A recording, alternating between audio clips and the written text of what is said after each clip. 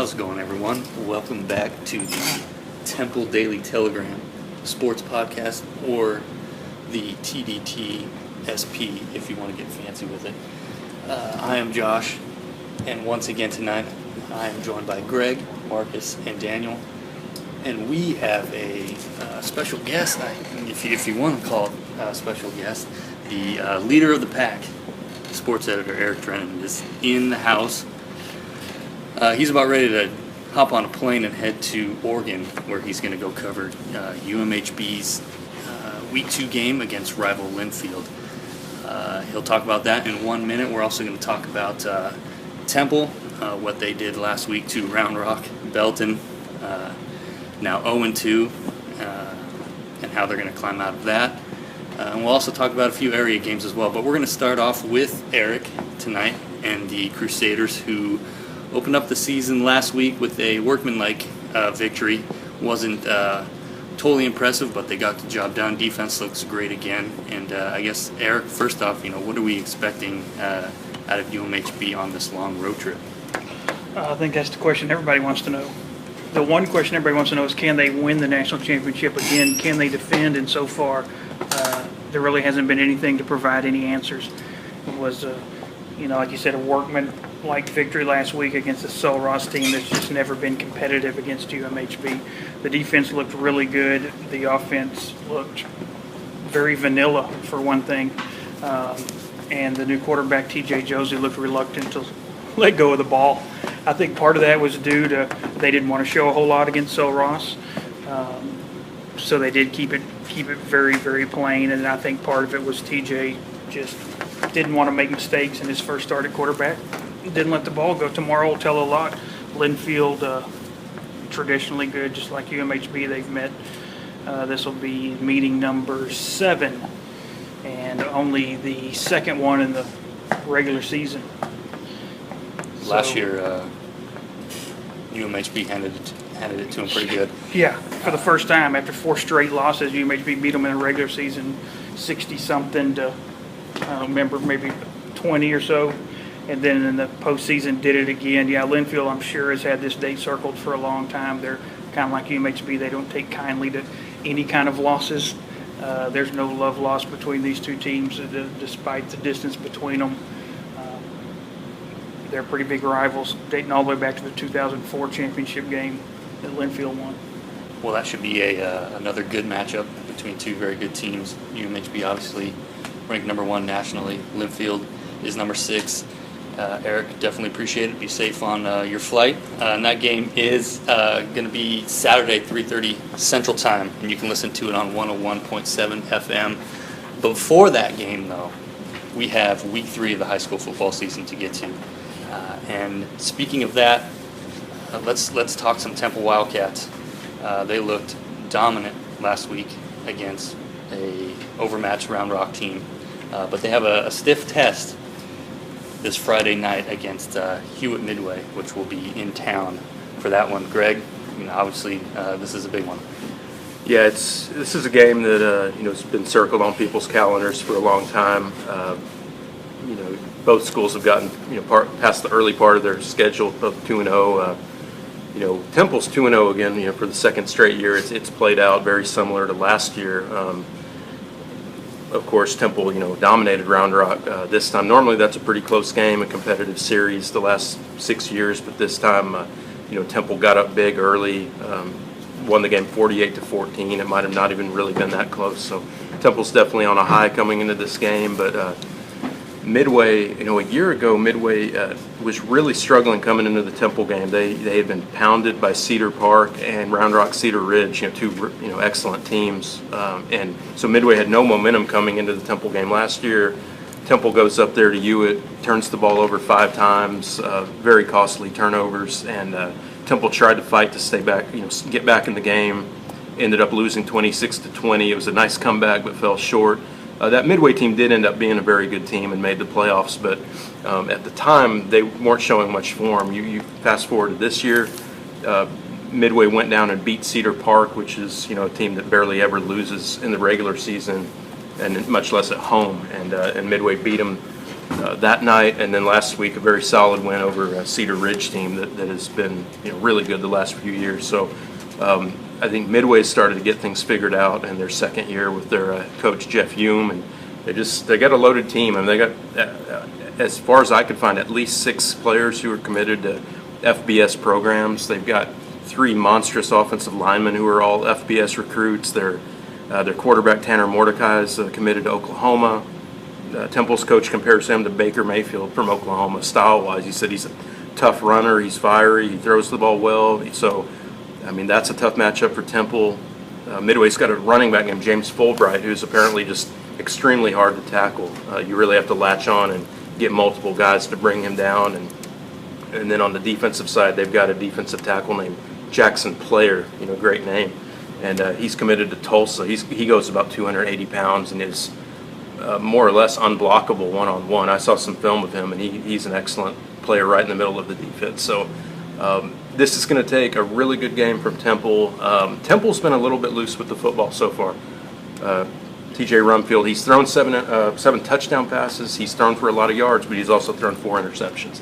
So he probably can't be lax with the ball, loose with the ball, if Temple's going to have a good chance to win. Yeah, you touched on a little bit. I was kind of curious, from week 1 to week 2, what you saw as the biggest improvements that Temple made, and then going from week 2 to week 3, what are they really going to have to, clean up going against Midway? I think they want to do the same exact things they did against Round Rock last week. Of course, sometimes when you go and face a more talented opponent, you do the same things, and you're not as successful just because their personnel is better. But by and large, Temple wants to keep throwing the ball to Xavier Johnson, Deontay Hextall. Keon Johnson is emerging. Maybe it's the number 3 receiver. He's a big kid that kind of plays in the slot. And then they've got 4 running backs who are all, if you add them all up, they make like one excellent running back. They just take turns, and all 4 of them have looked really good, and they're healthy. So this may be a game, Temple to play a little keep away from Midway. I think Midway is potent on offense and stingy on defense. So it's going to take a clean effort from Temple, and I think they play like they did against Belton, they probably won't win. If they play like they did against Round Rock, I think they have a good chance to win, but it might take Temple's pretty close to their best game to win this game by 3 points or a touchdown. So I think being at Wildcat Stadium is nice as well. In talking about Temple, we've mentioned 2 opponents for Belton. Midway will be in district, and Round Rock in a couple weeks in non-district. And as far as Belton is concerned, they're on the opposite end here of Temple. Temple, obviously, like you said, is 2-0 to start. Belton 0-2. 2 losses by a combined 10 points. A 7-point loss in the opener, and then by 3 last week to Hendrickson on a touchdown with 10 seconds left. They have another tough one. It might not look like it if you go back to last year, but they're playing Round Rock Stony Point, a team they put 70 points on last year. That probably will not happen again. I can almost guarantee that. One reason is Stony Point is much improved. The other reason is Belton's offense is still trying to find itself. First-year starting quarterback Connor Carruthers had his first start last week. First quarter was great for the Tigers. They scored 14 points, 2 touchdowns on 2 of their first 3 possessions, and then it just kind of went downhill. Couldn't get the running game going, couldn't get the outside passing game going, and it all just kind of crumpled for them. And when you only score 14 points, it makes it tough on the defense to hold teams throughout the game. But speaking of Belton's defense, I've been impressed with them over the last couple weeks. I know the numbers aren't going to say they're playing well, but again, I'll reiterate, 6 turnovers in the first 2 games, and they are they're faster, they're quicker, just to the ball generally, and they're playing a lot more physical. So that defense is going to need to show up again Friday night for sure. I was going to say, if Belton is playing that kind of defense and their offense is struggling, it might be the kind of game where they need some kind of non-traditional touchdown, like whether it's a defensive touchdown, pick 6, a fumble return, something in the kicking game from maybe a Garrison Vaughn or somebody, like that, just to give them a spark so it's not all on the offense. For sure. Just create something that's a little, because if you look at the best teams in football, you look at an Alabama or someone like that, they're always scoring touchdowns that aren't from their offense. and those make, if you can do that, it just buries the other team. So see if Belton can come up with something. They need a spark, and Stony Point looks like they're pretty good. They're pretty balanced on offense. Right. They've beaten a couple of clean schools. They've put up good wins. So and they're at home. So Yeah. it's a test for Belton, but they need a win. Yeah, Stony Point has a couple quarterbacks. They'll use both of them. One more of a passer, one more of a runner. But I think it is going to boil down to whether or not Belton's offense can get something going. They have playmakers and two running backs who run the ball pretty well, but they got to get something going early and hopefully often if they're going to be able to break through and not go 0-3 for the first time since 2013. That game is in Round Rock, and Daniel here, where are you traveling this week? I'll be out at Round Rock. I've got Troy. So Troy. You'll be in Troy. I will. And who the Trojans got? They got Robinson. They're going to be hosting Robinson this week, making my first trip out to Troy as the new guy, still getting used to the area. So any team I can hit up, it's always a joy. But yeah, Troy's got Robinson this week. Troy's looking for back-to-back wins. They won last week against Marlin, 19-14. After coming off a Week 1 loss to Salado, they weren't their best. They took a 33-0 loss in that game. But yeah, Troy's really looking to kind of establish some kind of consistency. There's been a lot of questions with both their offensive and defensive lines. A lot of young faces there, led by Alex Falcon, their senior there on the line. He plays both ways, so he's definitely been trying to get those younger guys up to speed, and hopefully that happens sooner rather than later. I know that's what Coach Ronnie Porter's looking forward to. But yeah, they've got Robinson this week. They come in at 0-2, so they're going to be hungry for their first win. A couple of different types of games for Robinson so far. They opened up the season with a 28-27 loss on the road at Taylor.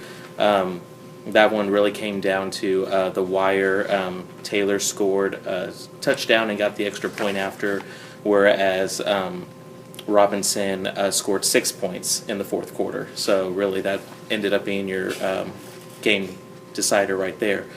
And then this past week they hosted Lampasas, and that turned into a 67-62 loss to the Badgers. That one, it was pretty traditional until they gave up 30 points in the fourth quarter to Lampasas. Robinson did score 27, but it's hard to get the win when you give up 30 in any kind of quarter. Against Lampasas, they gave up 11 catches for 112 yards and 5 touchdowns to Brandon Perino.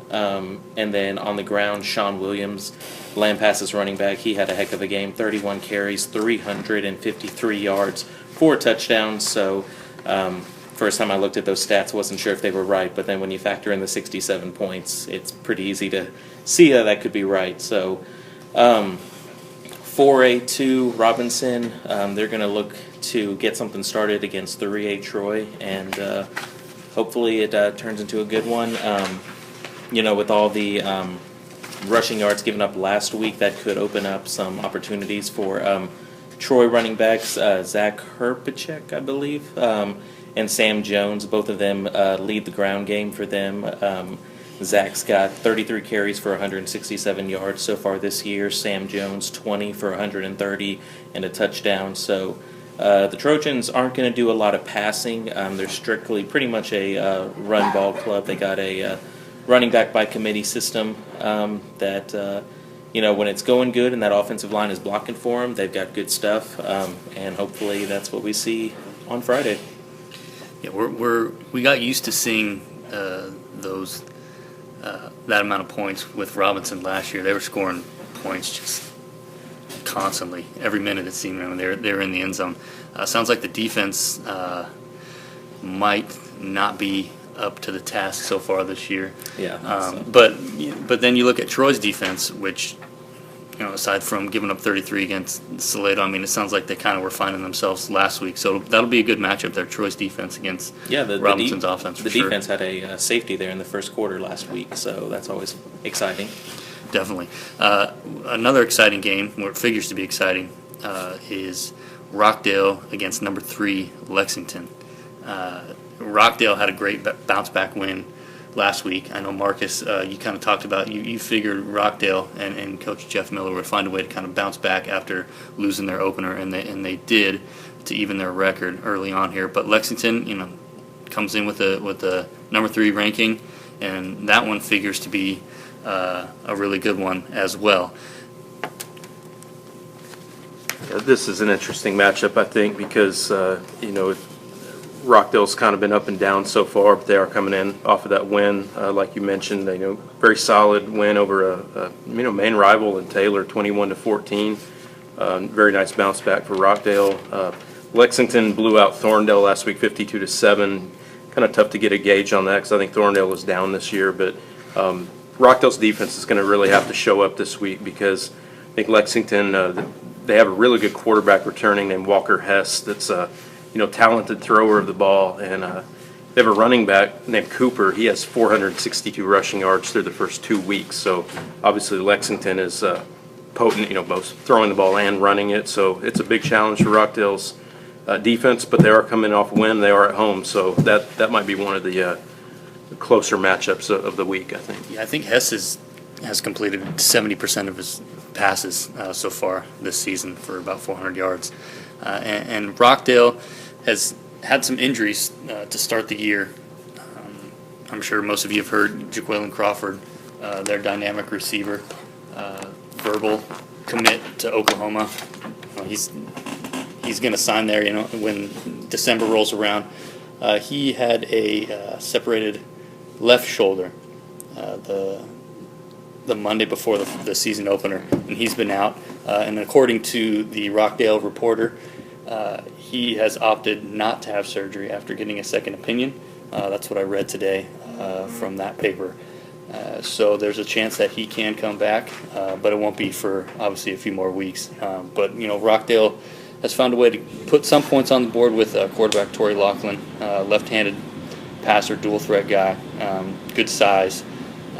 So they miss Crawford obviously, but they are still able to get some things going. Brejean Ayala has had a good start to the season at running back, and Marcus, you mentioned Rockdale last week with the you thought they'd be able to bounce back.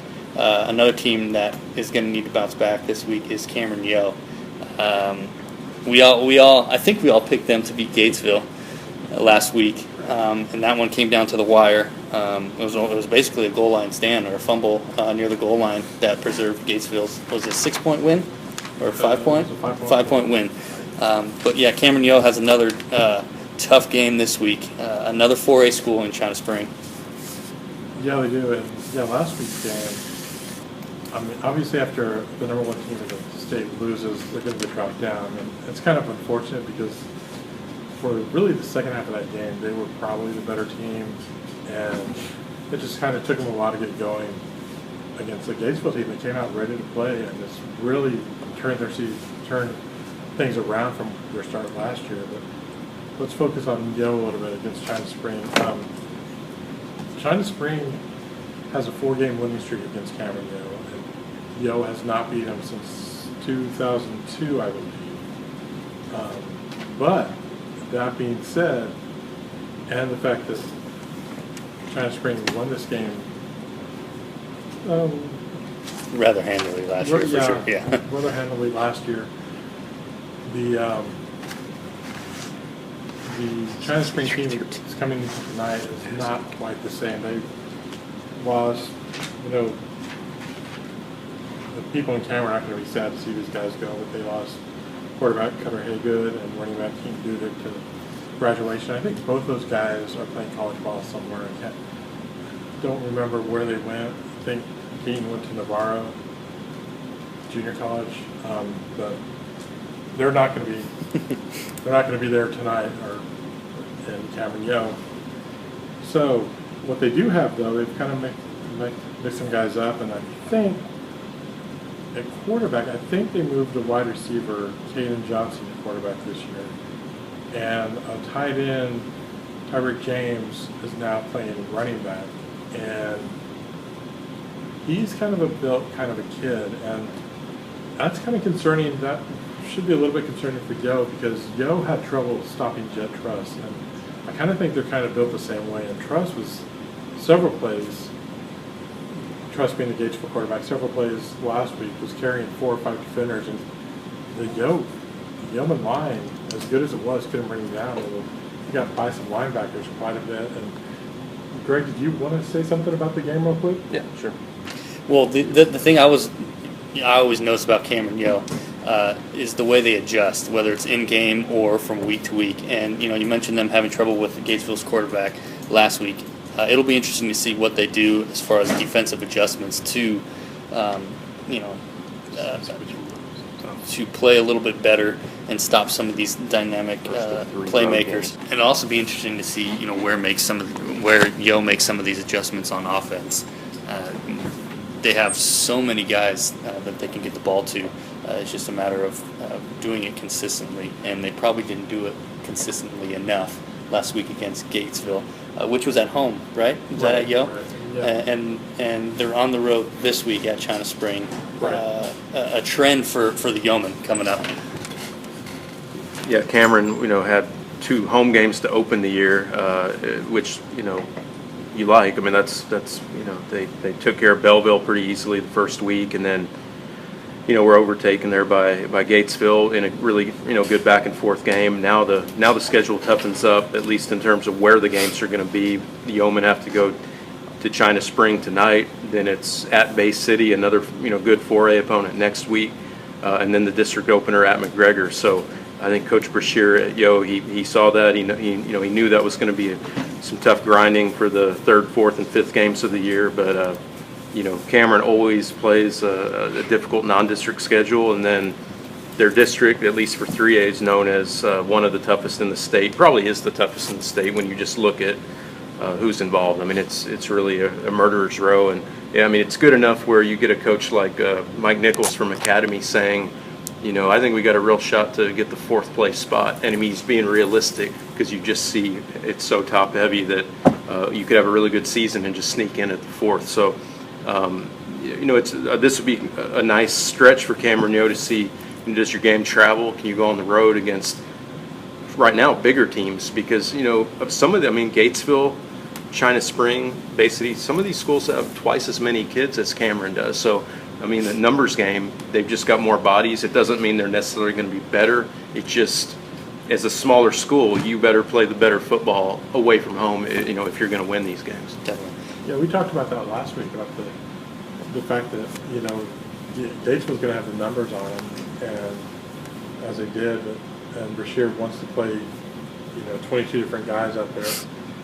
And going back just a little bit to that game, because I don't think I really covered it, Gatesville, they took the lead late on a Truss touchdown with a little bit over a minute to play, and Yo just, as they have done over the years, and we've all seen them do it, just drove down the field pretty easily. Got to the 1-yard line, a penalty on a scoring play pushed them back 5 yards. It looked like it was in there, and they called for basically an illegal shift. 2 guys removed at the same time. Put it back to the 6, and then they hand off to Nico Vargas. Vargas finds a hole to the left and is right there at pretty much right in front of the goal line with Gatesville safety. Anthony Costas hits him low, the ball comes flying out, and it's game over at that point. But it was a pretty exciting game up to that point. Yo just made too many mistakes early to get behind, and was kind of playing catch up. And then when you give a team like Gatesville that had confidence from the last week and just had the size of the numbers, it was going to be a pretty even game, and it was. And it'll be, like you mentioned in the segue, it'll be interesting to see how Yo kind of bounces back against China Spring. Yeah, we've kind of developed a theme almost accidentally tonight, talking about teams looking to bounce back. We've also kind of talked about, 2-0 teams just staying the course and improving week to week, and then teams trying to get on track, such as Belton, at 0-2. One of the 2-0 teams, Salado, they haven't allowed a point all season. And they're at Austin Hyde Park Friday night. Another 2-0 team, Rosebud Lot, and it's because of the Jacorian Johnson show, that quarterback. He's 2 games, he's averaging 301 yards rushing. It's pretty unbelievable. Some of these 0-2 teams, Gerald looking to get going, Moody looking to get going, and bounce back. You got Rogers. They only scored 6 points in their opener. They put up 36 against Bosqueville last week. So there's a lot of things happening now as we get into week 3. A lot of excitement building. We're going to find out a little bit about what teams are made of and what maybe they're not made of as we go forward. So we've given you the summary tonight. We've given you the plot, the meaty plot for Friday night. And now I guess it's time for the conclusion. Greg's going to be out at Wildcat Stadium, Hewitt Midway against Temple. Daniel will be in Troy watching the Trojans take on Robinson. I will be in Round Rock for Belton Stony Point, and we're also going to have a reporter in Bartlett for Bartlett against Central Texas Christian.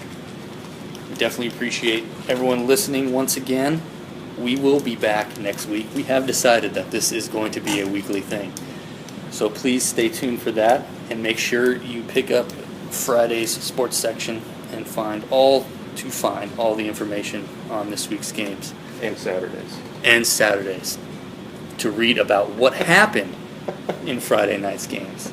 And then you can buy Sundays because UMHB story will be in there, and then Monday to get your Cowboys gamer. Pick up the Temple Daily Telegram as often as you can. Have a good night.